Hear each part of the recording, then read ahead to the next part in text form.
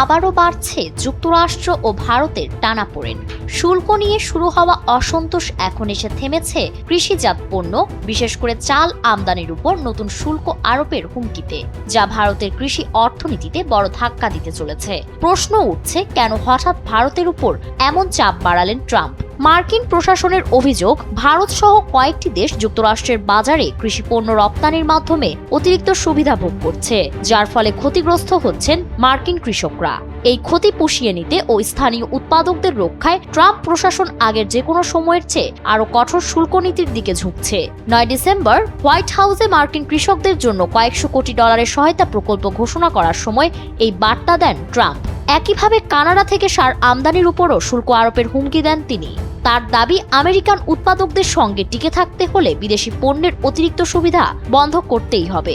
মার্কিন লুইজিয়ানার এক উৎপাদক চাল আমদানিতে দক্ষিণের কৃষকরা চাপের মুখে পড়েছেন বলে জানালে ট্রাম্প তাৎক্ষণিক প্রতিক্রিয়ায় বলেন, ঠিক আছে, আমরা দেখছি, এটা সহজ ব্যাপার, শুল্ক দিলে 2 মিনিটেই সমাধান হয়ে যাবে। উল্লেখ্য, যুক্তরাষ্ট্রের খুচরা চালের বাজারে শীর্ষ 2টি ব্র্যান্ডের মালিকানা ভারতীয় কোম্পানির কাছে। এমন সময়ে ট্রাম্পের এই মন্তব্যের পর ধারণা করা হচ্ছে শীঘ্রই ভারতীয় কৃষি পণ্যের উপর যুক্তরাষ্ট্র আরও কঠোর শুল্ক নীতি আরোপ করতে পারেন। এর আগে ভারতীয় পণ্যের উপর 50% শুল্ক আরোপ করেছিলেন ডোনাল্ড ট্রাম্প।